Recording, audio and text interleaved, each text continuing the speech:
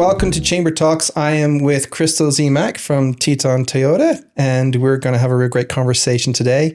You can watch this episode on our website, idafallschamber.com, or our YouTube channel.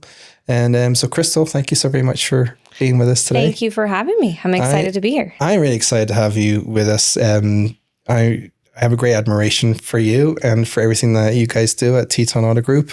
And so I wanted to kind of just reflect a little bit on your time as our Grand Marshal in the parade. Yes. Thank you so very much for doing that last year. That was such an honor. Thank you. It rained. That's our joke. It rained on my parade.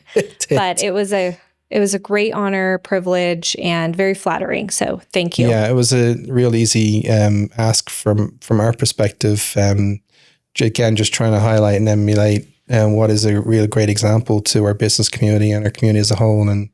And you do a lot of great things for the community, and we couldn't think of a better person. Well, so thank you. It was a really neat experience. Yeah, I just wished it didn't rain. Yeah. You were in a convertible.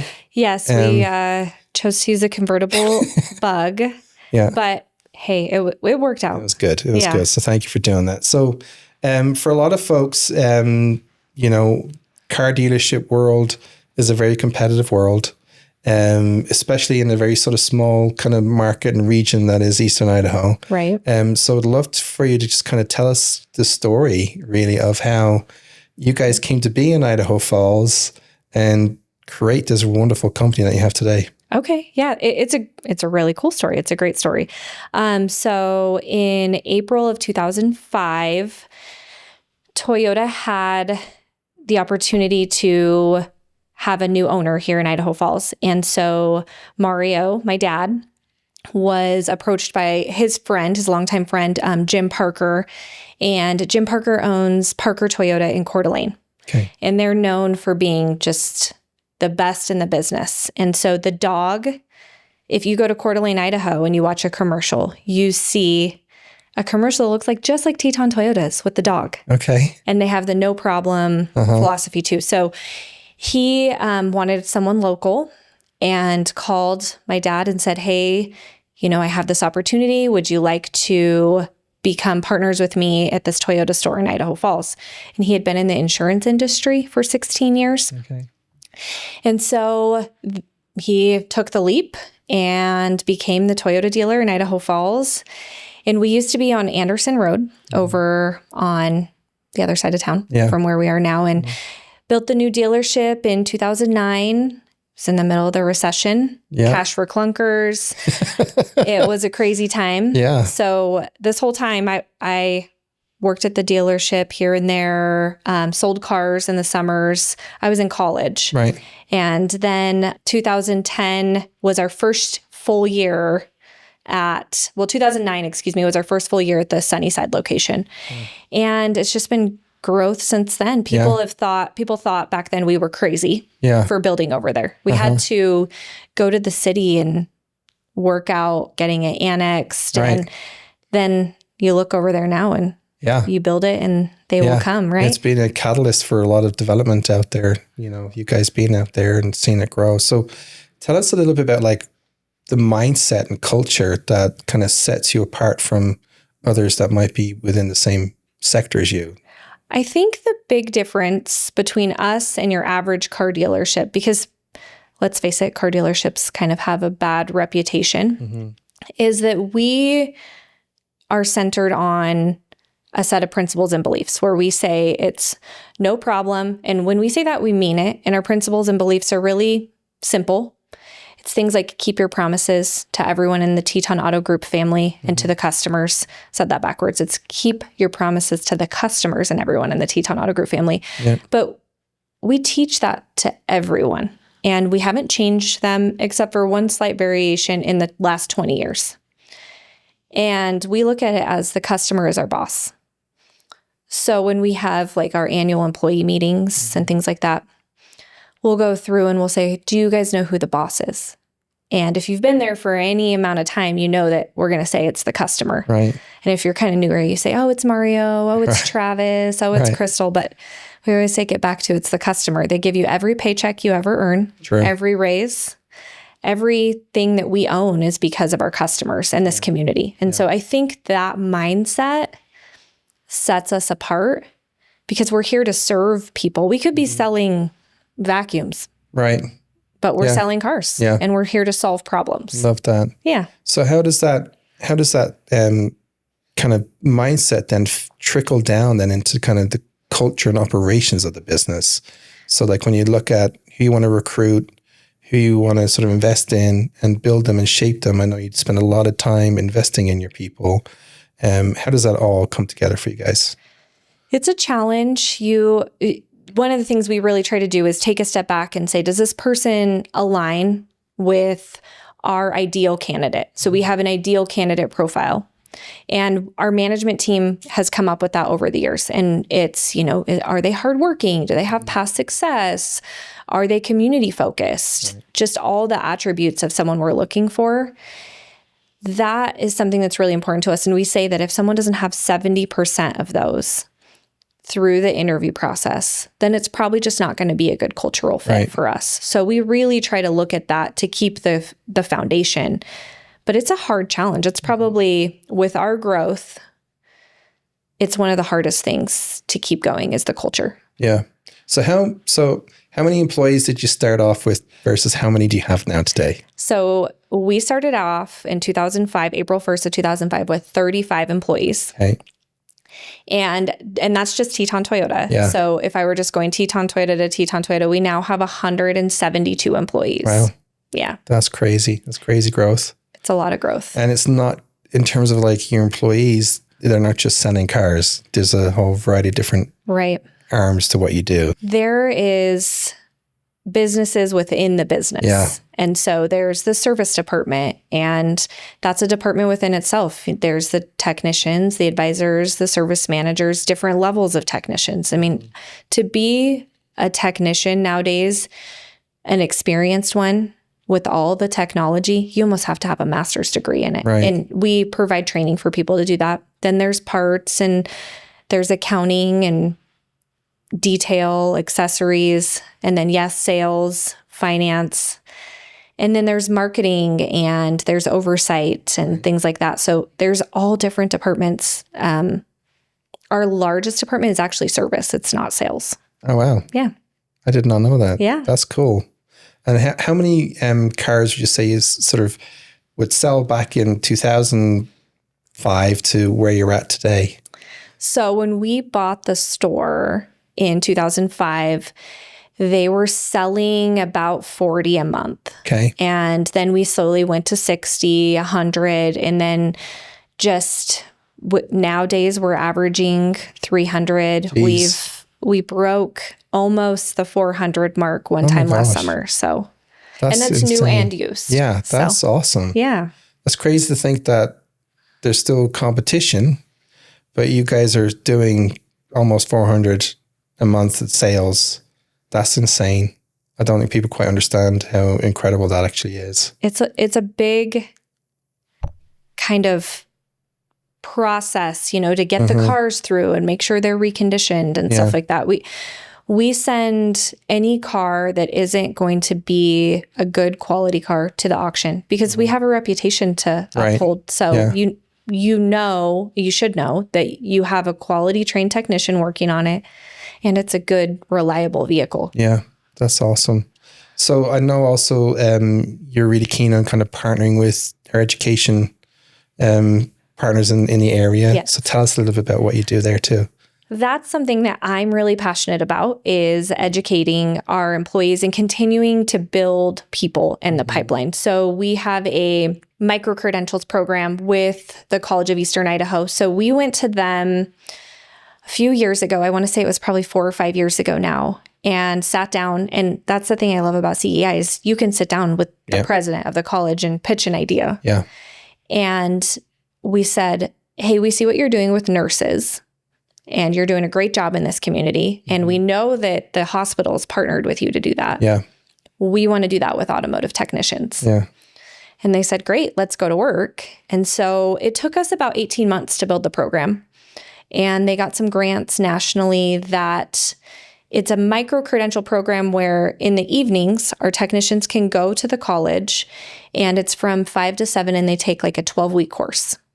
And it's all the different ASEs. So it's battery or engine or different components of the vehicle. And so for 12 weeks, they just focus on that specific ASE certification. Right. And they do like the coursework there. So CEI provides the teacher or the professor, you could say, like if it were a college course, they provide the professor and we provide the lab. That's amazing. Yeah, it's pretty neat. It's something that we desperately need to see emulated, I think, across multiple sectors, and kind of find that bridge between what the sector is demanding and needing versus what the education sector is providing. Yeah. And we do see this knowledge gap and experience gap, or even just like basic kind of leadership qualities that you look for in a person. And so to kind of go to the educator and say, this is kind of what we need that's fit for purpose is very innovative. It's hard too, because people need the further education, but they need a job. Yeah. So traditional college where you go during the day doesn't really work in that field. Right. And so that's nice. And then I'm sure you're familiar with Idaho Business for Education. Yeah.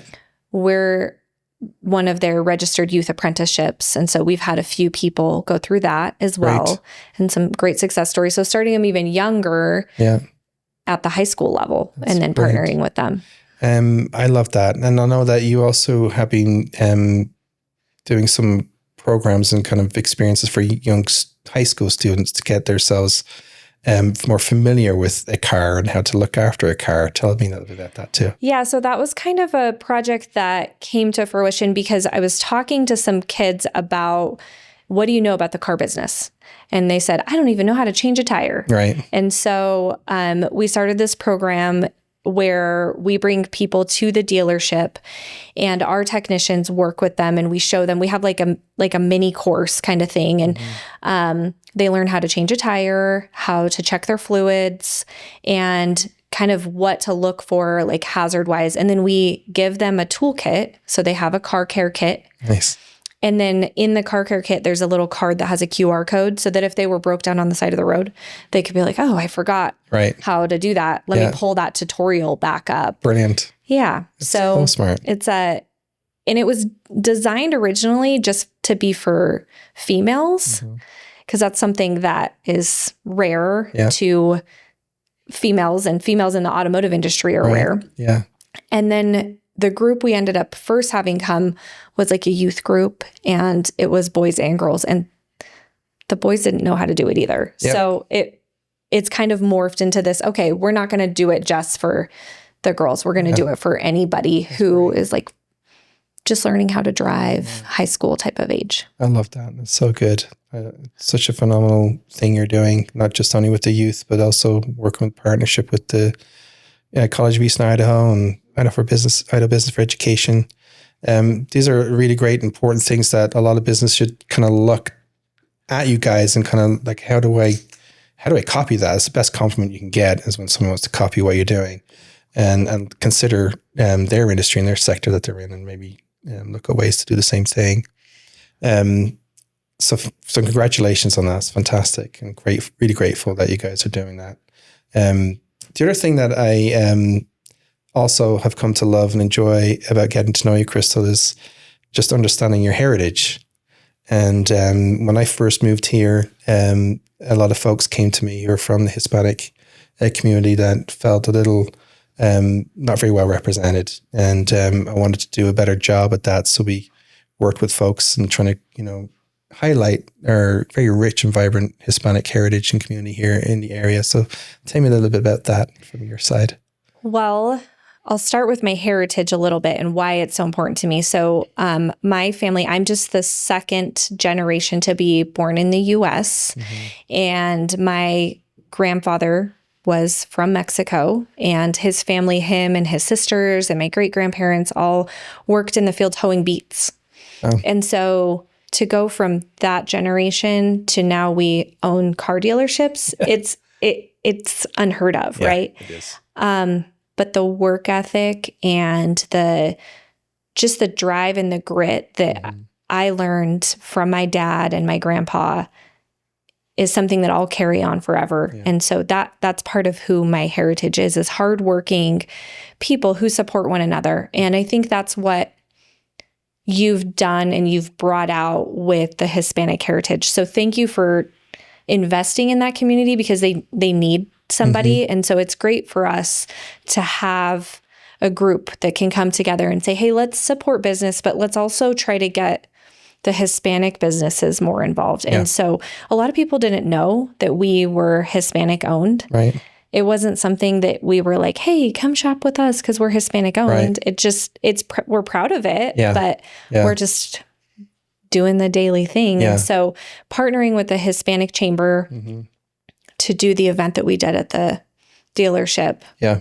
That was amazing. That was really great fun. Great turnout. Yeah. Really fun. Yeah. So I'm excited to continue to kind of work on getting greater involvement with our Hispanic community. So again, thank you for being a great example. We're happy to for that. Yeah. That's awesome. So you've been a long time member of the Chamber. I have, for quite a number of years now. And tell me a little bit about why you continue to be a member, and like what are the benefits have been for you over the years? For our business, I think it's important to show we're supporting other businesses. And we've been through the Chamber, the ups and the downs and the different CEOs and things, and we've been there consistently. Yeah. And it's one of the organizations that we've been part of since we came to Idaho Falls, because we know there's value there and supporting other businesses. And I think I know some of the relationships I've built, or even Mario's built over the years through the Chamber, are invaluable. Some of my very good friends I met in the leadership class when I did that. Right. That was 12, 13 years ago, but they're still my friends to this day. Yeah. And you build a lot of relationships that are maybe outside of your day-to-day. And I think if somebody isn't part of the Chamber, but they're trying to grow their business, they're missing out on an opportunity, because Chamber businesses support each other. Yep. And I think that that's really what it comes down to, is you have this built-in network of people. I mean, I think it was last year at one of the luncheons, you said, hey, so-and-so is looking for, I can't remember what organization it was, but they were looking for turkeys. Oh yeah, it was the Community Food Basket. Yeah. And I think by the end of that lunch, you had the turkeys you needed. Yeah, we had 250 turkeys. Yeah. Right. Yeah. How many other organizations can you go and you sit at a lunch and somebody has a need and they come and support each other? It's kind of really magical, actually, when you see it happening like that. Yeah, it really is good. We also had, same with the Community Food Basket, they needed, I think it was $10,000 within the week, and we got it done in like 2-3 days and raised those funds. Yeah, people come together. They do, especially for a really great cause, an important cause like that. I know that you're also someone that truly believes in giving to the community and support a number of causes. I'd love to just share a little bit about what those causes are and why they're important to you. There's so many. Yeah. We like to say that every dollar you spend with us, you can know that it's going to go back into the community somehow. Yeah. Whether it's our employees or us investing back in the community. And some of those are, we support the Ronald McDonald House, the Idaho Falls Animal Shelter, the YMCA, the Chamber, the Food Basket, the Arts Council, the Symphony. Yeah. Really, there's not too many causes that we don't try to find a way. Sometimes we partner them together, like through the tater toss that we do at the the Spud Kings games. Which are a lot of fun. Yeah, those are fun. And so we have those tater tosses, and the local nonprofits get to raise funds and come. And so it's a way to maybe get involved with some that we don't usually do much with, but they have a fundraiser, like I know that the Dash for Downs, the Idaho Falls Down Syndrome community, they have an amazing turnout of volunteers and raise a lot of money that night, and they have it figured out. But it's not something that we're not doing everything with them all the time. Right. So we try to spread the love. Spread the love. And you do a wonderful job of that. And we love doing our gingerbread for a cause. Gingerbread for a cause, yeah. Which is basically gingerbread house competition, and get all different nonprofits, charitable organizations coming and competing for some dollars to help, and it's all good fun too. It's just fantastic. Yeah, to do. there was a record year this year. It was awesome. It was so good. So thank you so very much for all of that wonderful involvement that you do within the community. I know that this year is an exciting year for everything you got going on too. So just as we kind of wrap things up, just tell me a little bit about what your kind of goals and aspirations are for this coming year.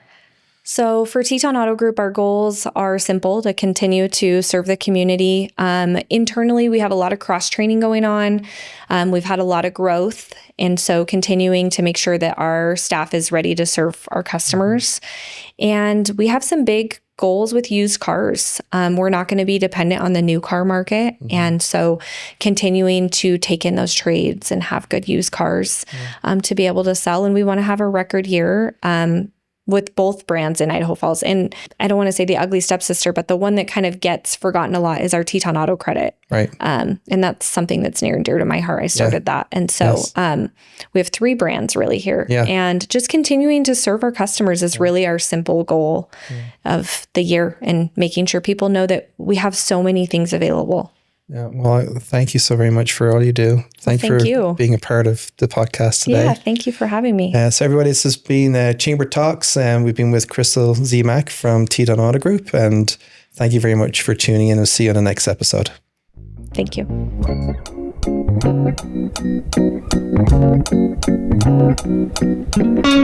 you.